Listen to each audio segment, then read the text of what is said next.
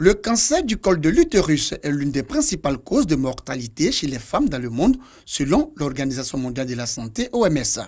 Un demi-million de nouveaux cas de cancer du col utérin est diagnostiqué chaque année dans le monde et environ 310 000 femmes décèdent de cette pathologie. 9 décès sur 10 dus au cancer du col de l'utérus concernent des femmes vivant dans les pays à revenus faibles. Deuxième cancer en Côte d'Ivoire, le cancer du col de l'utérus est un véritable problème de santé publique qui inquiète l'ONG Al-Mouwassat. Les responsables de cette structure islamique organisent alors la caravane du bien-être. Objectif, sensibiliser et procéder à un dépistage gratuit du cancer du col de l'utérus. Caravane qui a déposé ses valises à l'hôpital général de Dembokro au centre de la Côte d'Ivoire. Nous savons qu'aujourd'hui, beaucoup de nos mamans, beaucoup de nos sœurs meurent à cause du cancer du col de l'utérus. À l'intérieur, ce n'est pas facile de traiter ces cas-là. Et nous sommes venus pour faire le dépistage. Et aussi, nous allons donner un appareil qui va permettre de faire le suivi de ces femmes-là jusqu'à la guérison. Pour les populations de Dembokro, cette caravane est la bienvenue. Elle salue l'initiative. On a nos sœurs qui sont mortes du cancer. On a tout fait, on n'a pas pu les sauver. Mais si elles avaient fait le dépistage à temps, ça n'allait pas arriver. Et c'est pourquoi quand on a entendu qu'un bienfaiteur qui est venu à Dembokro ici pour nous rendre ce service-là, on a couru pour venir parce que c'est vraiment important. Je n'ai jamais fait. Mais ces temps-ci-là, c'est un phénomène qui détruit les femmes, qui tue tellement de femmes. J'ai voulu venir faire mon dépistage pour avoir plus de renseignements sur cette maladie-là. Et heureusement, on m'a dit que je n'ai pas de cancer, mais j'ai rendez-vous dans 3 ans encore pour un rappel. À cette occasion, l'ONG Al-Mouwassat a remis à l'hôpital général de Dembokro un appareil de dépistage du cancer du col de l'utérus. Basé au CHU de Treichville, l'ONG Al-Mouwassat est une organisation caritative musulmane qui œuvre essentiellement pour la prise en charge médicale, spirituelle, morale des patients indigents hospitalisés. Ils n'ont pas eu la chance de faire des études pour espérer un emploi. Le CERAP, Centre de recherche et d'action pour la paix, à travers l'action sociale en milieu scolaire ASMU, leur accorde une chance de se former, apprendre à lire et à écrire. Après 3 années de formation pratique dans des ateliers, ces jeunes reçoivent leur diplôme de fin de formation. Ils sont 63. Ce sont des jeunes qui ont fini leur formation. Certains en couture, d'autres en coiffure, d'autres en mécanique, d'autres en électricité bâtiment, d'autres en soudure et en cuisine-pâtisserie. Il y a eu 105 jeunes aujourd'hui qui ont reçu des équipements professionnels dans différents métiers pour continuer leur formation parce que en fait, ces jeunes-là, ils sont en 2e année et ils passent en 3e année. Ils ont besoin des équipements pour continuer à se performer et être un peu plus autonomes aussi. Léa a arrêté de fréquenter l'école dès la classe de CP2. Aujourd'hui, c'est une joie qui anime la jeune dame. Elle vient de recevoir son diplôme de fin de formation en couture. Quand je venais ici, bon, je n'avais pas de niveau d'études. Mais aujourd'hui, grâce à l'ASMU, j'ai eu mon CP et je vais faire la 6e. Et j'encourage mes frères et sœurs à venir apprendre à lire, à compter aussi, comme moi.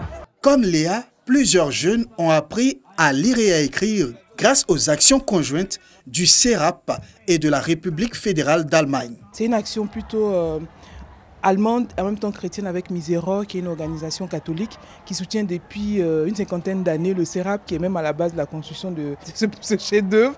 Donc l'Allemagne intervient justement pour soutenir les jeunes parce que nous voulons une jeunesse ivoirienne dynamique, une jeunesse ivoirienne qui participe à son propre développement, une jeunesse ivoirienne qui prend la jeunesse allemande comme modèle.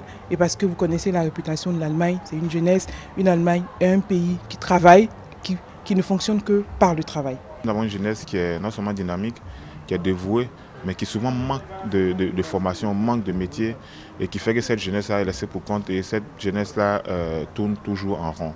Alors j'estime que si nous formons cette jeunesse, nous allons devenir à un moment donné comme la Chine, qui a cette population-là, qui aujourd'hui est une population formée, une population capable de développer leur pays. Depuis 1985, l'ASMU est engagé dans la promotion de la dignité de la personne humaine, la lutte pour le recul de la pauvreté, la justice et la cohésion sociale. Zadi Diolo Orphée, en deuxième année d'ingénierie filière métallurgique de l'université de Mans. Il a le super prix Alassane Ouattara de cette université. Il a reçu son prix à l'occasion de la cérémonie de distinction des premiers diplômés de l'université de Mans. Les plus méritants de ces temples du savoir, de tous les niveaux et de différentes filières, ont tous reçu des prix. Au nombre de 89 et titulaires d'une licence, ils pourront désormais frapper aux portes des entreprises ou poursuivre leurs études pour l'obtention du master.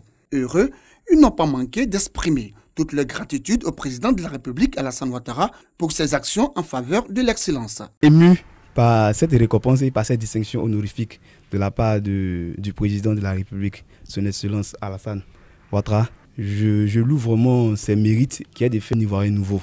Le secret de mon succès vient de mon courage et de ma détermination. En chaque début d'année, je me fixe des objectifs et je me donne les moyens. Certes, il y a des difficultés, mais les difficultés ne doivent pas être un tremplin pour ne pas atteindre son objectif.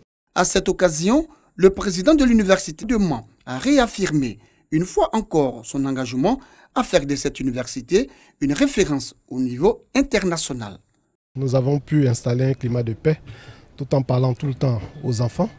Ça fait 3 ans de suite, 3 ans, ils sont licenciés.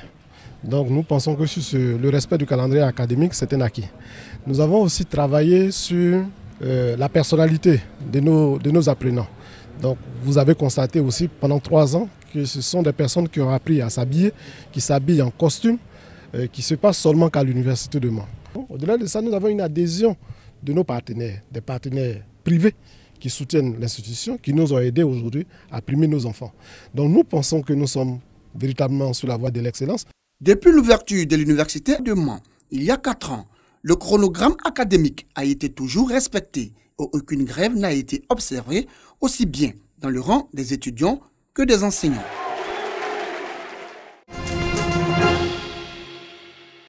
« 468 auditeurs de l'ENA se sont retrouvés autour d'un repas le samedi 16 novembre dernier pour sceller les liens de fraternité. Ce dîner gala marque la fin des festivités de la 5e promotion sortante du groupe 3 après 4 mois de formation. Ça a été une très bonne expérience pour nous et nous sommes mieux armés afin de servir notre pays. Aujourd'hui, vraiment, nous sommes là maintenant sur le carreau et nous sommes prêts pour être affectés, pour travailler pour l'État du Côte d'Ivoire. Le représentant du ministre Moussa Dosso, ministre des Ressources animales et halieutiques, parrain de la promotion, les a exhortés à servir l'administration publique avec efficacité. Aujourd'hui, comme il est constaté, de plus en plus, le président parle de l'émergence de la Côte d'Ivoire. Et l'émergence de la Côte d'Ivoire doit également s'appuyer sur une ressource vraiment de valeur qui doit intégrer le système administratif pour vraiment rendre notre administration performante, qui cherche vraiment à aider l'État du Côte d'Ivoire à atteindre cette émergence tant souhaitée par le président de la République. Les nouveaux fonctionnaires de l'administration ivoirienne sont appelés à relever les défis dans leur domaine en vue de faire de la Côte d'Ivoire un pays performant au regard des exigences du PND 2016-2020. C'est par une note de gaieté que la soirée a pris fin. Le directeur général de l'INGS, Habib Sanogo, a surpris plus d'un par son talent de chanteur.